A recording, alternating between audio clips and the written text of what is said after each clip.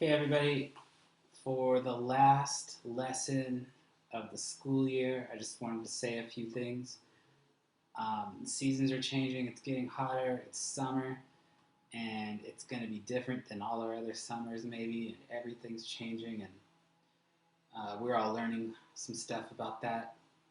Um, and you guys, some of you, I've known you all school year, and we've worked closely together, and so we know each other pretty well. And some of you, I only met for 2 weeks before we had our shutdown. And so it's probably been pretty frustrating for that because you don't know all your teachers maybe that well. And now we're doing this weird distance learning thing. But um, you guys have done a great job getting work to me and checking in and doing the best you can. And I just want to make sure that you know that it's appreciated and that I hope you keep that spirit of doing the best you can throughout this summer and taking some time to really rethink about what everything means. And so for this last lesson, uh, I want to talk about the project we're doing.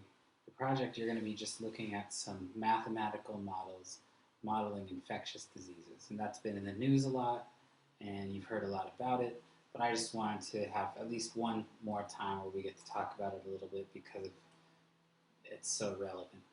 And what you're going to get, you get 3 different cities with some data, and you need to be able to represent that data in different ways and talk about the equation that goes with it. You do not need to create the equation. I've given you 3 different equations to choose from, and each one goes better with a different city. And so I'll let you play around with that. You can use GeoGebra or just paper and pencil, the best you can, just as much work as you can. And everybody on this part, I think, should be good because what you're going to start with is just some data. So it could be just points, or it could be just the table, or it could be just the graph. But all 3 parts need to be filled out. So right here I've got points. But I'm going to fill out the table and the graph as well. So for the table, I'm just going to rewrite these points. 0, 200, 5, 450, 10, 900, 15, 1900, and 20, 3800. Okay, so I've got those. And now I'm going to just graph those points. So, sorry, my graph is crooked. We'll look at it on Desmos too so that it looks better. But so 0, 200, 5, 450, 10, all the way up to 900, 15, almost to 2,000, 1,900, and then 20, all the way up here to almost 4,000. So it jumps pretty fast. So if you graph this, you can see that that graph is definitely not a straight line. So I wouldn't say a linear function is the best model for this. So your other 2 choices are the other 2 functions we learned, which are a parabola or an exponential function.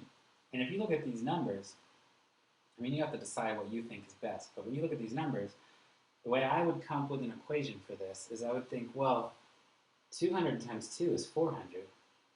450 times 2 is 900. 900 times 2 is 1900. 1900 times 2 is 3800. So it's kind of like you're doubling each time.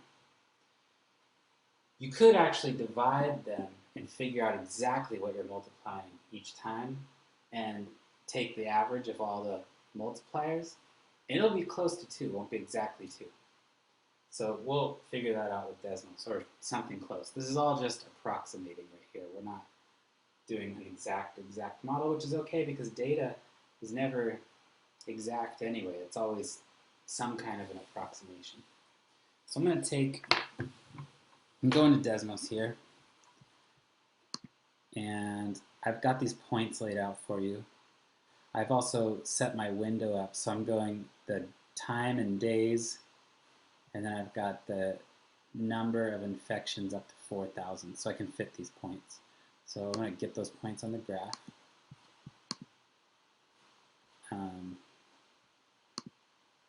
Just like that. So I've got all the points, and now I want to come up with an equation. Well, what I said before is it's like it's doubling. So for a doubling function, when x is 0 and y is 200, I'll start with there. Oops. 200, and I'm doubling it every time. So I'm going to put times 2 to the x power. Well, that's not even close, is it? Well, why not? Let's think about it. If you look at the x value here, the x-axis is time and days, so it's saying it's doubling every day. Well, that's not what those values are doing. They're doubling every 5 days. So 0, 200, 5, 450, 10, 900. Those are all, that's every 5 days that those are doubling. 23,800. Well, if it's every 5 days, then what I'm going to do is I'm going to change my equation. Instead of to the x power, I'm going to do to the x divided by,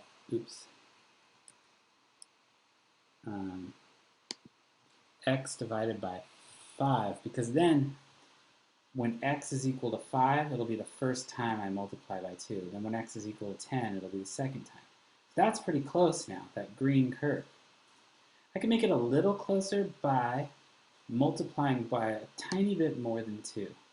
Because when I go from 200 to 450, it's 200 times 2 is 400, not 450. So maybe a little bit more, so maybe 2.1.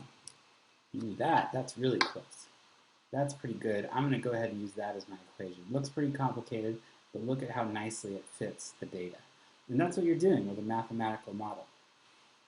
So I'm going to go back to the camera and write some things up. So I'm going to go ahead and say now that this equation is y equals 200 times 2.1 to the x divided by 5. So now I have a mathematical model that predicts the future. And that's one of the things it asks you to do. So right here we have up to 20 days of what's happening, but what about up to 30 days? And then you can calculate it even farther out, up to 2 years. It's just that the farther out you go, the more complicated the model gets. You need to get more data.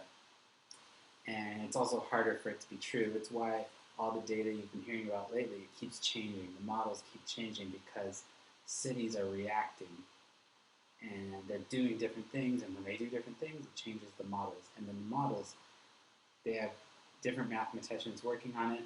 They're using much more complicated tools. So all kinds of things are happening. But for this project, I'm trying to keep it a little more simple than what you're seeing in real life.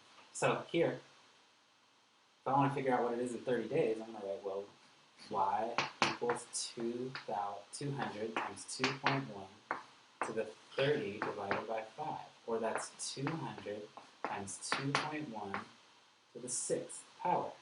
So you could do it on a calculator and just go 2.1 to the 6th power, then multiply your answer by 200. If you're in Desmos anyway and you're using Desmos, which I encourage you to do because it's just a good math tool to learn how to use, let's go to Desmos and make a new line. So I'm going to do 200. Desmos works just like a calculator too. So 2.1 to the, instead of to the 30 over 5 power, I'm going to put to the 6th power.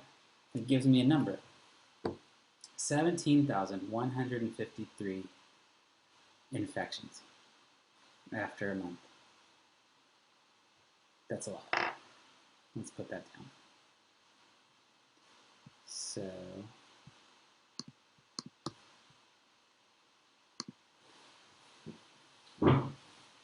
that's approximately 17,153 infections after 30 days. That's what my model is predicting. That is pretty significant because it really shows you how fast this thing is growing, if it's going to grow by that rate. And so you know where you're going to be um, after 10 more days if things don't change, in your city. So that's basically how you do these problems. You're going to fill out the table, the graph, and then you're going to pick one of those three equations and use the equation, substitute 30 in for x to find out how many infections you'll have for 30 days with that model. And do the best you can, and turn in something to show that you're learning some math and thinking about how all this stuff connects to the real world. And that's going to be how we finish up this class. So let me know if you have questions, and do your best.